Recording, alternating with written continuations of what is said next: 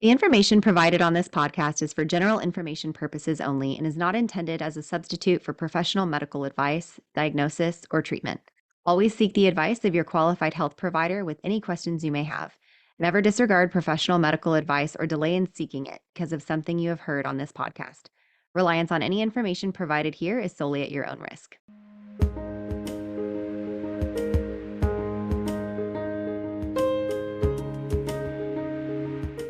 Welcome. This is Birth, baby. Your hosts are Sierra Morgan and Samantha Kelly. Sierra is a birth doula, hypnobirthing educator, and pediatric sleep consultant. Samantha is a birth doula, childbirth educator, and lactation counselor. Join us as we guide you through your options for your pregnancy, birth, and postpartum journey.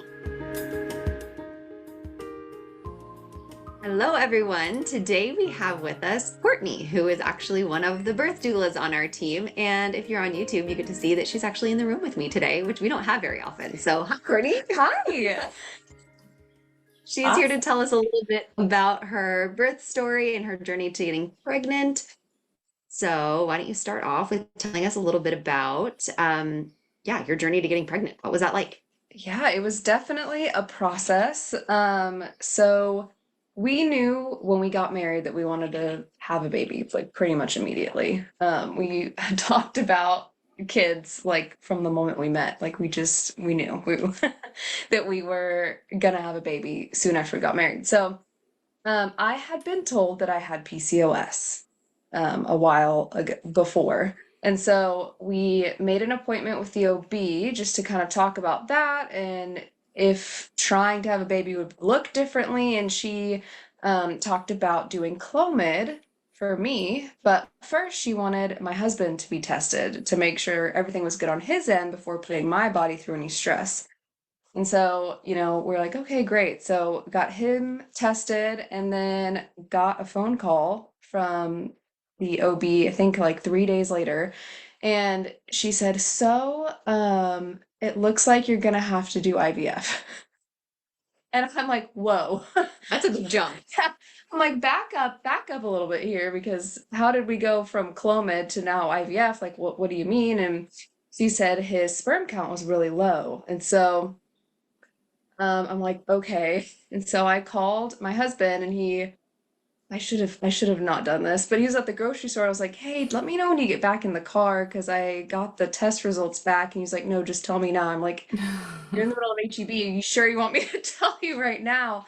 And I did. And he just said he just like dropped everything and went to the car. So that was definitely a big hit. It was really shocking. So we made an appointment with a fertility doctor and did another test. And sure enough, he had a severely low count. Motility and morphology were really bad too. So that means that the sperm were really slow and a lot of them were deformed. Wow. So it wasn't even straight to IVF. It was IVF with ICSI, which What is that? that means that they will take individual sperm from the sample and physically inject it into the egg.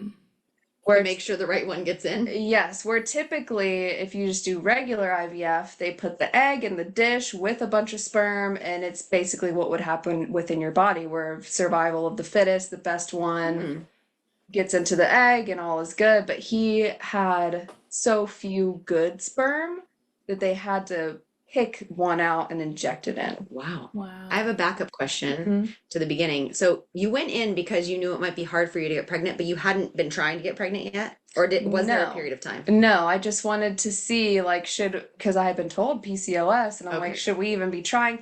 But the thing is, I had not even been on birth control for over a year at that point anyways. And she was like, you would have gotten pregnant by now. So, Right.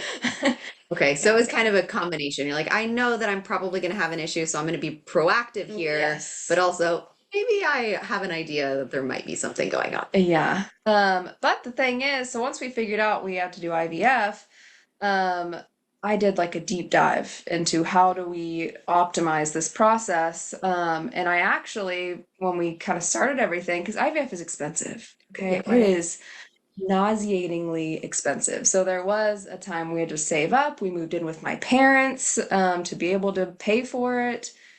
And so I had time to optimize everything. I read the book. What is it called? It Starts with the Egg, is the Mm. name of the book. So it lists out, supplements to take to optimize your egg health and everything like that. And when I went in for my initial blood work and my ultrasounds, everything was perfect. I had been doing like an animal-based carnivore type diet, and I reversed PCOS essentially, doing that for like 6 months. So my on my end, everything looked perfect, which was great. But yeah, it was just IVF was rough, It's not what you think is going to happen when you go to start trying to have a baby. So it was a lot to process. And man, it is such a waiting game. Like Hmm. you're always waiting for something, waiting for test results, waiting for your cycle to start. Like it's just the only thing you can really do is take care of your body and take care of your health, and everything else is out of your hands, which is hard, to not feel like you Yeah. have control over anything. Um, but we ended up with 18 eggs when I did my egg retrieval, which was pretty good. 15 were fertilized, and then they check them every day. And by day 5, I had 5 embryos total, which was Mm. pretty good. We chose to do the genetic testing, the PGT, where they basically take one cell out of each embryo on day 5 right before they freeze them and send it off to make sure genetically everything was okay. And I actually got to figure out the genders, which was pretty cool. Real quick, does it blow anyone else's mind? Like, if you think about that, the science behind that, they took out one cell from One that. cell. Like, is that wild to wrap your mind Yeah. around? You're like, your Yeah. sweet little girl, how she got here is just amazing. It's crazy. Yeah. And And how old were you at this time? I was 27. And how old was your husband? He was 30, 31, See, I think that's a really important piece because a lot of people think, oh, you 30. you have these issues or whatever when you're old, Mhm. right? Like, oh, if I'm a quote unquote geriatric pregnancy or whatever, like maybe I'll have these issues. Nobody expects in their 20s, early Right. 30s to be facing the fact that one or both of you have something that's going to prevent spontaneous pregnancy. Mhm. And so I'm sure that you knew you had something that might make it more difficult, but having it be to that scale and needing all of those extra tests, not just IVF, you need all of those other tests, makes it just so much more. And I'm sure more expensive. Oh, so it was great. Great. I love spending all that money. But looking back, I was much less like holistically minded, I guess, back then. And honestly, I think there are things we could have tried before going straight to IVF. There's like fertility acupuncture, and we could have met with a holistic doctor who could have walked us through a diet plan and supplement plan and all of that stuff that potentially could have helped. So people out there, if your OB says straight to IVF, there may be other options out there if you're open to trying them. That could be the case where you need to go straight to IVF. But, I always wonder, are there other things we could have done that we could have had a baby? This is not the Potentially. same. This is not the same, but I'm going to relate it because this is where it goes, just went in my mind. Like my son needed his tonsils out. And my daughter had needed her tonsils out too. And they're 7.5 years apart. So it was a very long time that I was going through this again. And somebody told me, if you cut dairy and gluten, your child might have their tonsils might be like inflamed because of that. And actually they would be fine and they wouldn't need their tonsils out if you would do all of that. But like when you look into how much time that takes, and this is on a much smaller scale and a completely different situation, but it's still going to take a lot of time for us to figure out if that actually worked and Hmm. whatever. And I'm like, I just want my baby to be better.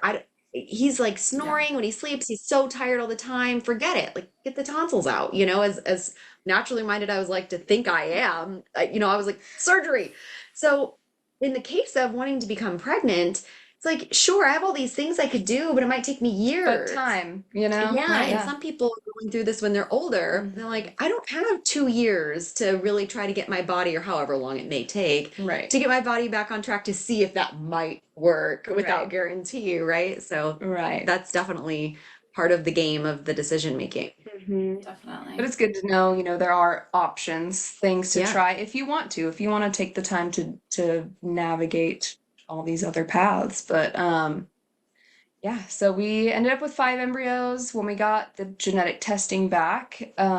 One was abnormal, which means if we had implanted that embryo, it would either not implant at all or I would miscarry. And then one of them is mosaic abnormal, which means it could be normal, could not. I guess there's like layers of DNA. Honestly, it's really the way they explained it is difficult to understand. It would need to be retested. But they did say of, other couples, mosaic embryos that they have used, I think they said 2 out of 5 that they've done, I've ended up fine. So I don't know. But we had 3 normal, and it was 2 boys and a girl. So we implanted a boy first, and then unfortunately that one did not take, which was really tough. I mean, it's like, especially once my period started after that, I'm like, oh, there's a $5,000 period right there. Yeah. So that was rough. And then our only girl, I was like, I'm gonna do all the things because this is our only chance at a girl. Like this, I'm especially, spending all this money again. So I ended up doing acupuncture throughout the entire process, and it worked. Wow. Which acupuncture is a trip, let me tell you. I was not expecting the weird things that happen when you're in an acupuncture session, but it was really cool. But yeah, so she worked, and it was a great pregnancy with her. Everything was perfect. I was with an OB originally, and at that point, I was down this path of like transforming my life in like a very holistic way. And I was toying around with the idea of working with a birth center versus the OB. I was kind of feeling things out. And one of my first appointments with the OB, I asked her if I could have another option besides the drink for the glucose test. Because I'm like, I'm not drinking. I'm not going to drink that. And she sighed and rolled her eyes and said, when we get there, we'll talk about that. I'm like, okay. So if you're pushing back on that, then what are you going to do when I'm actually in labor? So I'm like, okay, well, bye. And that day I reached out to a birth center and immediately started care with them. And it was magical. I loved working with them. Pregnancy was pretty easy overall. Of course, I had like the nausea up until about 15 weeks or so, and then that went away and everything was perfect. That's awesome. They suggested, the midwives, that I have a doula for the birth. And my husband, bless him, was like, no, I got this. Like, I did not have knowledge on having a doula. I was obviously not a doula then. And he feared that having a doula would interfere with him, right, supporting me. And he is so involved. He's very involved. This wasn't a control thing. This was like a heart-centered, I want to be the one. I want to be your support. Like, knowing him, I know that that is where his brain is. And he, he did all the homework, did all the things. And so I did not have a doula. And I should have had a doula. Did you take classes? Say, Did you take I took a class through the birth center. And then I did not take a breastfeeding course, and I wish I would have. There's just a lot that I wish I would have done differently. But leading up to labor, so on my due date, my water's released. It was like 10 p.m. Know that? Yeah. My water's released on my due date with my daughter. It's weird. Yeah. On my due date, I woke up. It was like 10 or 10:30. And I felt like a gush. And towards the end of pregnancy, there's just there's a lot of discharge happening. There's things happening. Yeah. There's just things happening. So I already had like a liner in my underwear at all times at that point. So I went to the bathroom. I was like, that was kind of weird. And I put a new one in. I went back to bed and then I felt a bigger gush. And I went to sit back on the toilet and I could just hear dripping. Mm-hmm. And so I called the midwife, like, sounds like your water's released. They're like, just go back to bed. And I was excited. I was too Mm-hmm. excited to sleep, really. So I got like no sleep that night. And then, because I was just like waiting for labor to start, Mm-hmm. and it didn't. So they told me to call the next morning, and I did. And they're like, well, you can just hang out at home, or if you want to come in and we can do some things, a little circuit to see if we can get labor going. And I'm excited, of course. So I'm like, let's do it.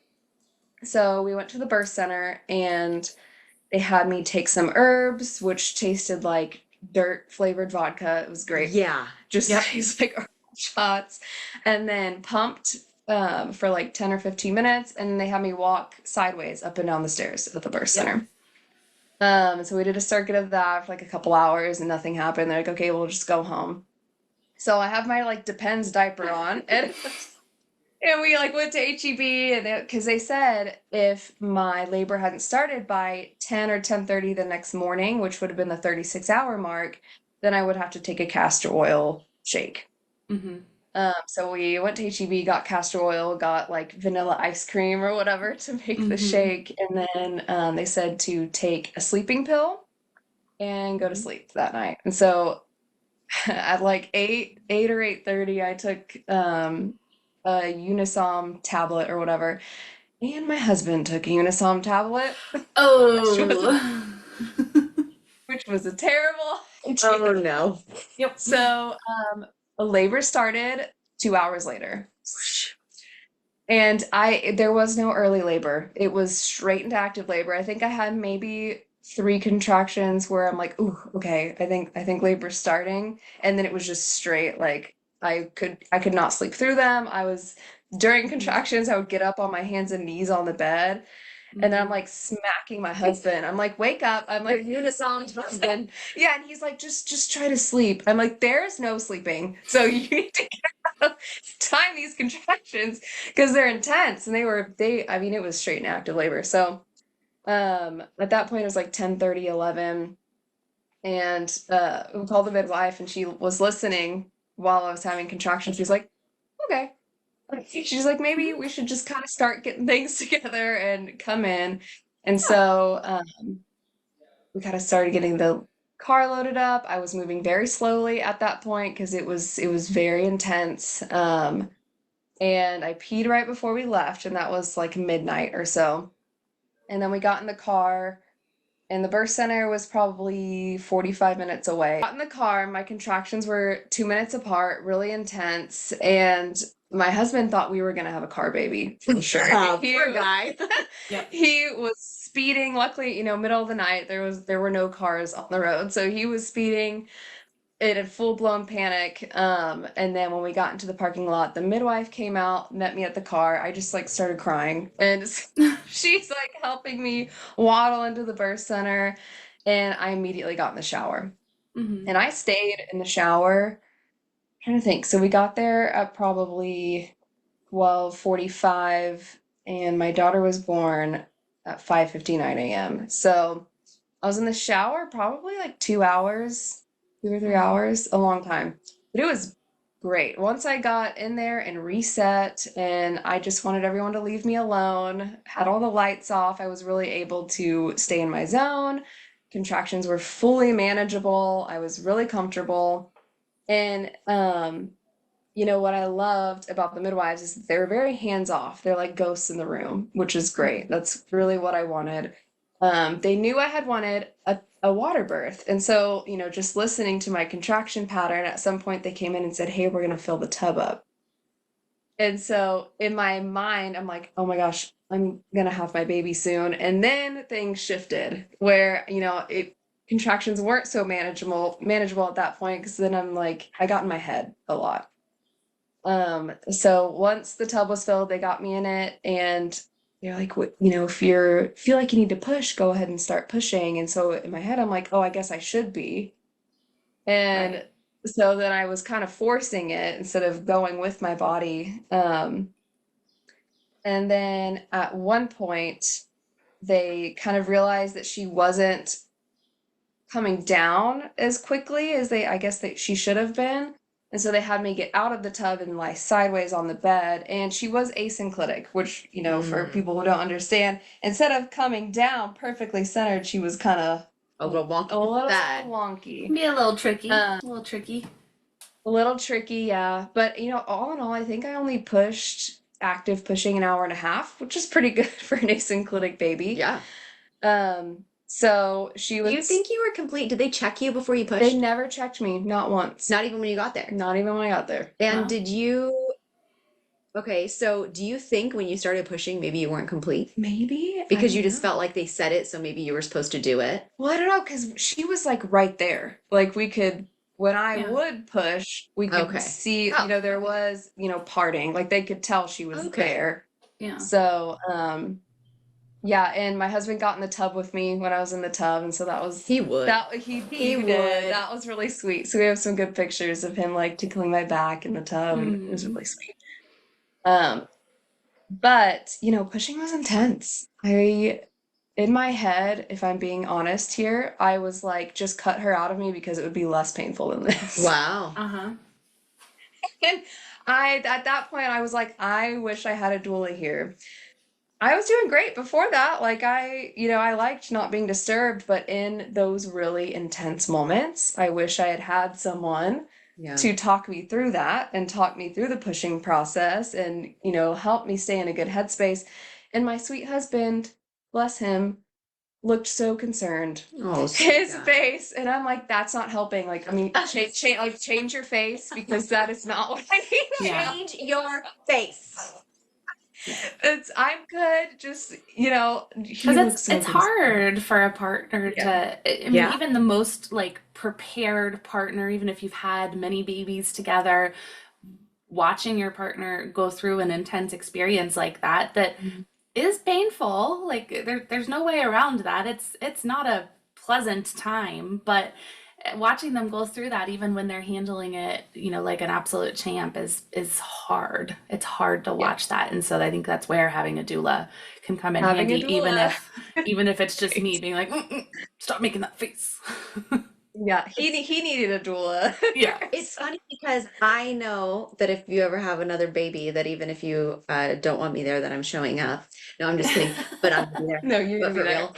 And it is interesting to think about how he would be next time because he does know a lot more this time, but still you're his wife and still that's his baby coming, And so it would be interesting to see how he did next time versus how he felt last time. Because a dad can want to be a dadla or doodla or whatever as much as they want to, but when push comes to shove, that's the person that you love going through a trying time. So it's funny that you noticed his face during that, like you open your eyes and you see like, put it out. There's the concern there.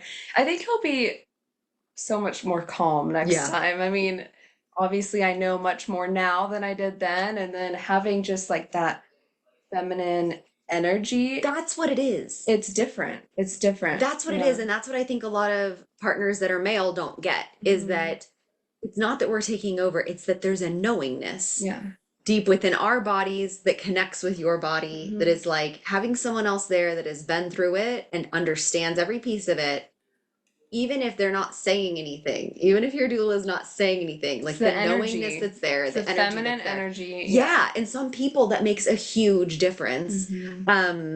So I do think that even, you're right, like those most intense moments, you didn't want to be really touched during the rest of the time, but just the knowingness that that person is there. And I think that a lot of people don't realize that is a big part of it.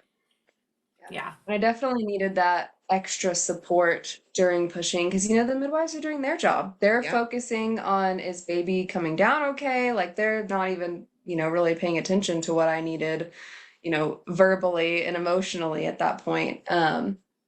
So she was delivered. She was amazing. She came out so calm. Like, of course, like she's such a calm kid in general. So she was delivered that way. She was just eyes wide open, so calm. And I'll say it took me a minute to come back into my body. it was so intense. Pushing was so intense. Like, it was a lot to have to kind of come back into the room.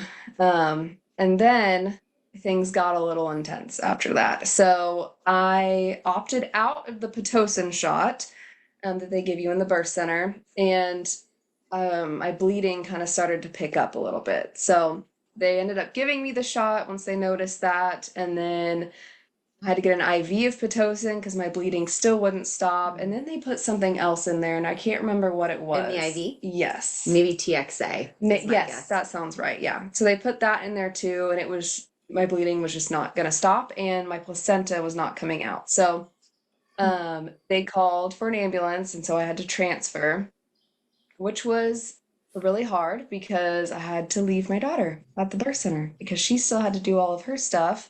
And so my husband stayed back with her, and the midwife went with me to the hospital. So having to be separated from her pretty much right away, I didn't even really get like a good look at her face, you know? Everything had happened so quickly. And so, man, I was just like sheet white, but I felt okay. And so once we got there to the hospital, the one annoying thing that happened, they immediately shoved a stick up my nose to test me for COVID. I'm like, I'm literally yeah. but we're gonna do that? Okay, cool. Yeah. So they did that first. Like, I'm so glad that that was most important. And so got into the room, and the midwife at the birth center did try to do a manual removal, I think. Like, she kind of tried to stick her arm in, and I just like screamed. And so they're like, okay, let's transfer. And so I knew that that's what was going to happen. So the OB came in, and I'm like, you're going to stick your arm up, aren't you? She goes, yeah. And without even like take some breaths with me or anything, she just full blown, no meds, nothing, stuck her arm in and scooped my placenta out. Oh, Yeah, it was 10 times worse than labor, let me tell you that. Yep. I mean, I was like screaming like exorcism style on the bed, like back arched, and Yeah. there's and your like husband wasn't with you. no, And and if you had a doula, they would have been with you. they could have been like, let's take a second, let's do some deep breath, you know, Or could we get her some nitrous or right, something? help me prepare instead of just like the doctor's like, yep, and just does it, like Yeah. not even a warning. And man, I just felt like no one was looking at me. You know what I mean? Like there was like the OB and then these two nurses, and they're just focused on my vagina essentially, and like not even seeing me as a person. And so that happened, and I'm like, I was just so done at that point. Yeah. And I ended up with 2 blood transfusions, so lost a good amount of blood. Wow. But all of that to say, after everything kind of calmed down and the nurse was in there with me, and she goes, when was the last time you peed? And I'm like, I don't know. And then I thought back, I'm like, I think midnight when I left to go to the birth center. Yeah. And at that point, it was 6:30, 6:45 a.m. Wow. And so I had been drinking water constantly throughout labor, but I never peed. And so my bladder was extremely full. I couldn't get up out of bed because I was so woozy from the blood loss. And so I had to pee in the bedpan, and I filled the entire thing up. Yeah. And she was like, ooh, you did have to pee. So it wasn't a catheter. You just I let just, you pee. yeah, they let me pee. Yeah. Okay. They tried to like, they're like, can you sit up? And so I tried to sit up in the bed. I was like, not even, not a chance. And so she just stuck the bedpan under. Wow. So, you know, speaking with multiple, you know, midwives, an OB, whatever, like pretty much confirmed that's why I had a retained placenta, was because my bladder was so full that basically if the bladder's too full, you know, your uterus can't contract. It can't, like it yeah. can't, like it would normally. And it's in the way. Yeah, the bladder's completely in the way, so there was no contraction happening to help close everything off and release the placenta. So now I know, you know, peeing is important. In labor, no one told me to pee. And I'm going to say, just from like a childbirth ed position here, if you're listening to this podcast and you're like, I am pregnant and I have to pee 10 times a night, how are you about to say that you don't remember to pee in labor. Like, didn't you feel like you needed to pee? Right. The sensations of labor are strong and different, and they dull other sensations. So if you're having the sensation of labor and you're not realizing that you need to pee and nobody tells you, hey, let's try to empty your bladder for a sec, then you don't think about it. And then, oh, wait, now you've had a baby and you hadn't peed in 6 hours. And I think people, partners specifically in our classes, they look at me like I'm crazy when I say one of your jobs in early labor is hydration, making sure that she pees frequently, nourishment. And they're like, pee frequently? Yeah, every 1 to 2 hours, just a reminder. Like, I'm not going to have to remind her. Yeah. So this is a great example of why we want to make somebody pee every couple of hours, or encourage them to. I shouldn't say make them. Yeah, and maybe my contractions wouldn't have been so intense towards the end there, Yeah. because my bladder was so full. Yeah.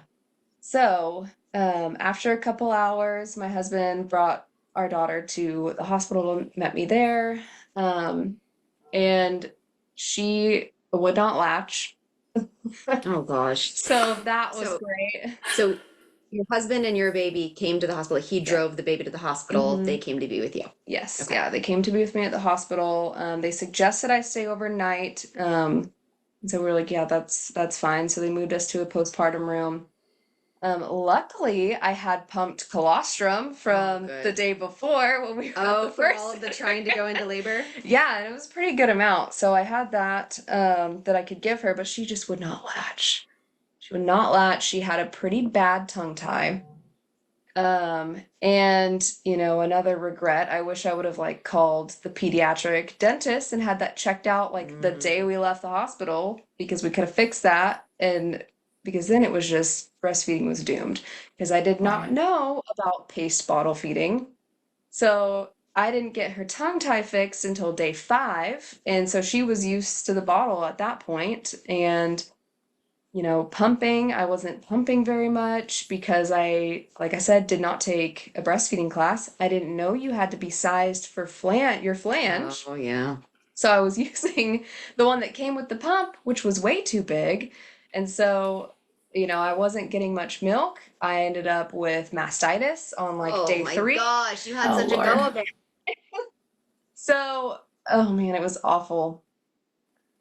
Yeah, just like giant red patch on my breast, and I could not get the lump out. It took forever.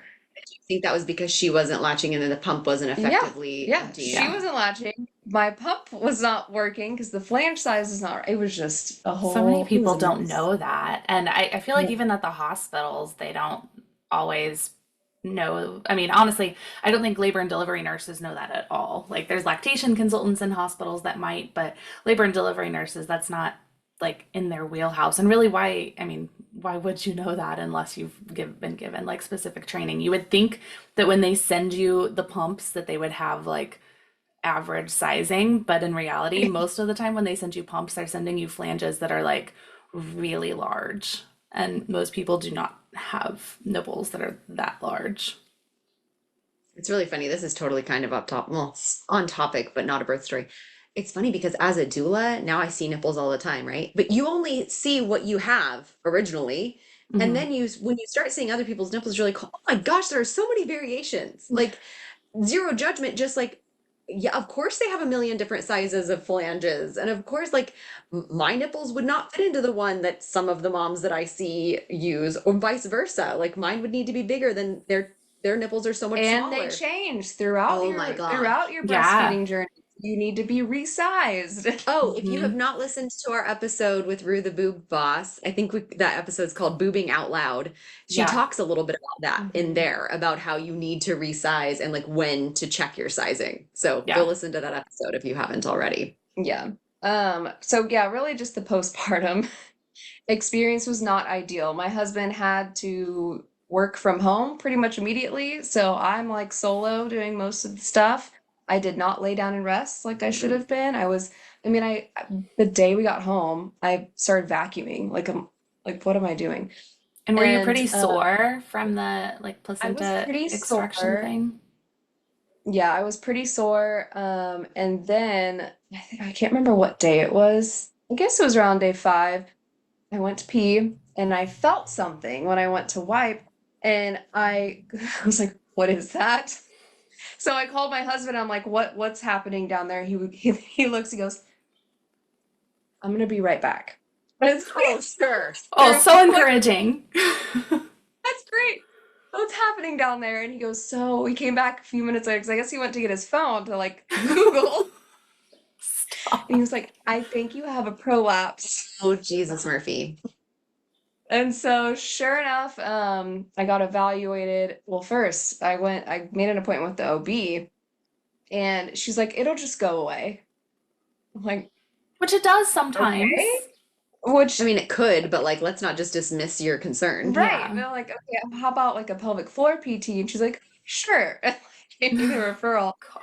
So it was grade 2 bladder prolapse. I was gonna Oh, say your wow. bladder being so full and Yep. pushing against that. That could be why it took a minute to get to be able to push. Yeah. So pushing against that and then having that full bladder. Oh my And why she gosh. was Of course you asynclitic did. too, honestly, if the bladder's Yeah. pushing up I mean, against her head. just all of it, you know? Oh, friend. So yeah, grade 2 bladder prolapse, really bad anxiety postpartum because I didn't allow myself the time to rest and I was stressed out about pumping and I had to like pump constantly that I felt like I wasn't bonding with my baby, who I also was not even with the first few hours of birth. So even when I first got her, I'm like, is this even my baby? So it took a second to like connect with her and I was a mess. The whole thing Yeah. was a mess. And her baby looks just like her husband. Yeah. So then she was like, oh yeah, it is my baby. Um, question for you. I don't know if you already said this. I don't think you did. How long were you in the hospital before you got to go home? Just one night. Okay. Then they let the baby stay with you and all of that. Good. Yeah, she stayed with us the whole time. Yeah, I mean, that was fine. Another thing that was a little frustrating was that the midwife told me that it was fine if we didn't get her to latch because the first 24 hours isn't that big of a deal because they don't really need No. that No. much. We're all screaming inside currently. Except So, it's like the most important. I think Myth sometimes busting they with say that. Sam. The reason What'd why you it's say? so, I said myth busting with Sam. The reason why it's so important is because the midwife's right. The baby doesn't necessarily need that much. Their tummies are need, right. so tiny. But if the breast does not have stimulation, as soon as that placenta is out, that's when the clock starts, by the way, is when the placenta is out, because that's when your body starts producing those high levels of prolactin to bring in your milk supply. But if we don't take advantage of those high levels right there at that delivery, then it's actually limiting the amount of milk you can make after that. Yeah, and I think that a lot of times they say that to make the parents not freak out that the baby's not getting enough. And they'll be like, we just need one good feed in the first 24 hours. But they need to say, and let's keep latching every 2 to 3 hours because we want to make sure your body is still producing. Even if the baby doesn't need it, let's keep trying. Right. But a lot of times they're just trying to make you feel better, which is nice. Like, yes, we don't want you to sit there and panic about food for your baby, but it's still so important. It's not just about what's We going just into the gotta baby's belly. try. It's, We just yeah, need that we just got to keep trying. stimulation. Even if Just it's not try, like a yeah. super great feed, we just need the stimulation. Yeah. So overall, postpartum was just not great. Yeah. I ended up stopping pumping, I think at like 5 weeks or so, because I'm like, I'm not Mental getting health. anything. I Yeah. was getting like half an ounce from both sides total, you know. I mean, it was just nothing because there was nothing, no output. So my breasts just kind of stopped making it. And then the whole mastitis thing, it was just all of it was pretty bad. But yeah. And then I was like, one should have had a doula. You know, like I said, my husband was great support otherwise throughout birth. I mean, it was a beautiful experience with him. But yeah, I wish I had had a doula. And then I was like, I need to do this for other women. I need to support other women through this because now I see how important it is, you know, not even just through birth, but postpartum and all of the advice I could have gotten, you know, everything could have been different. Yeah. My recovery would have been so different. Maybe my breastfeeding journey would have been different and I could have breastfed her. Um, yeah. Yeah. Yeah. It's like think that's- impossible when you just don't know what you don't know. know. Yeah. And It's funny how so many of us end up getting into this work because of something we were lacking when we were Hmm. going through this process, you know, of having our own babies. And I had a doula, but I with my second one, but I still didn't get what I needed from her emotionally. And I honestly felt like I was bugging her when I would reach out. And so it's like that was my piece that was missing is even though I had one, I didn't really feel that connection with her, and so that sucked, you know. Luckily my husband's like super comforting, but he didn't, and she just did like the hip squeezes and the lower counter pressure, so I got all of the pieces, but I still felt like that could have been better, and then we use that going into our work. So it's also funny how it colors us, you know, our personal experience. My personal experience is also postpartum hemorrhage. Yours also is the bladder thing, so like you for sure never forget to have somebody pee when Yeah. you're Yeah. so yeah. You just never know. You just never know. I had a really similar experience. It's interesting to hear your story because mine was very similar. She was asynclitic and, you know, all of that stuff. My bladder was really full. I had extra bleeding, but they did drain my bladder. I wasn't able to go, but they drained my bladder and then everything was fine after that. So it's just interesting to hear the two different sides to it. And also it was my Did you second have a baby. doula? I can't remember. I did. I did, You yeah. did, okay. But it was my second baby, so pushing with her was a lot easier because the way's already made. It didn't really matter that my bladder was full. My body was like, oh, I don't care, go. Sure, Yeah. smell the baby. But yeah. And you had a fairly fast labor for a I first did. time It was mom. 8 hours total, which was Yeah, We'll take that. great. yeah. And Yeah, and I pretty good. feel like that's that happens more often than not when the waters release on their own and waves don't begin. A lot of places force it, and we do Pitocin and all of these things to get labor going. And then, but if we would just wait until our Exactly. waves kick in naturally, I feel like the times that we wait and it does kick in naturally, it's pretty fast once it It happens. was right at Yeah. 24 hours. Yeah. 24-hour mark is right when I had my Yeah. first contractions. Yeah. Yeah, Well, it's, awesome. it's interesting. But yeah, now I'm a doula and I get to prevent all of these things from happening Make a difference. with my clients. And yeah, I just love what I do. But I'll definitely do things differently next time around. You know, we have one good embryo left. It's a boy.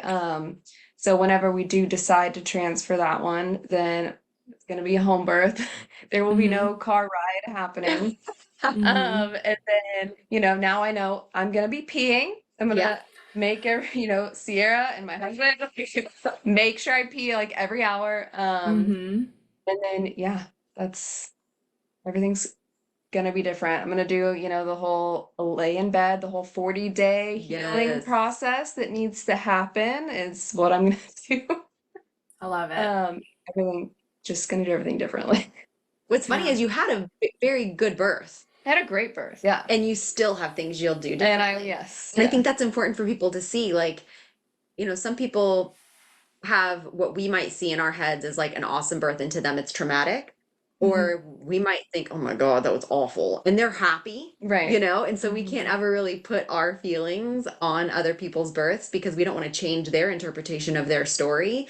But someone else would look at your story and be like, shoot, you had a 10-hour birth. That's awesome. Like, you still got to have a birth center birth. Sucks that you transferred, but like, great experience. And you're like, yeah, but I still wanted it different. Yeah. And so I think that that's Right. important for us to realize is no matter what our interpretation of it is, everyone's own story sits differently within their body. Yeah, definitely does. So if you were to leave people with one piece of advice besides going pee, what would it be? That's it. That's it. Go pee. Get a doula. And, like you know, really, you know, I love that you kind of added that piece about the emotional connection because when I do interview with people, that's kind of what I leave them with. If they have other interviews lined up, I'm like, at the end of the day, you need to pick the doula that you have a connection with because that's one of the most important pieces. You know, we all have essentially the same training in terms of comfort measures and things that we'll do, but the emotional connection, are you going to want that person, that energy, that personality in your birth space? Do you feel connected to them? At the end of the day, that's the person you want to go with. And I think that it's funny because we all three are birth workers and can say, even if someone feels connected to us, we may not feel connected to them. And that's nothing against them either. It's just we wouldn't be able to show up in the way that we think that they need, and we can see, I call it like chess moves. We can kind of see 5 moves ahead because of what we do. And we can know that in that time, we may not be the best person for that person. And I think that that's probably what happened with my doula is I thought she was great. Like she checked the boxes of what I needed her to be, but I didn't really think about the emotional piece. I just thought if I want to have an unmedicated birth out of hospital, and I think she can get me there, but I didn't really think about emotionally. And she was already checked out. I think that she was in the position of this was her last birth that she was taking before she took a hiatus. And I should have thought more about what would she be able to give me what I needed emotionally, and I didn't even know that was a thing. And she didn't check in with herself to go, am I really in a space where I can provide what she needs? So learning from all of those aspects, and for people listening that are wanting a doula, knowing that if like your doula says, I don't think that I'm the one for you, it really isn't anything about you. It's that we see those 5 moves ahead and know if we're going to be able to give you what you need. Yeah. Right. So Yeah, it's a big piece. It's a big piece. Well, thank you so much for joining us, Courtney. I think this is really awesome information about just self-advocacy and IVF and all these different things that we really never stop learning about. I mean, truly, there's no end to that learning I heard process some new to that acronyms story. here today that I didn't know Yeah. before. I know, it's awesome. But thanks so much for joining us. We'd love to have you on again soon. And if you want to learn more about Courtney, go check out the Empowered website to learn about her birth services and all the other awesome things that she does. Thank you for joining us on Birth, baby. Thanks again to Longing for Orpheus for our music. You can look him up on Spotify. Remember to leave a review, share, and follow wherever you get your podcasts. See you next week.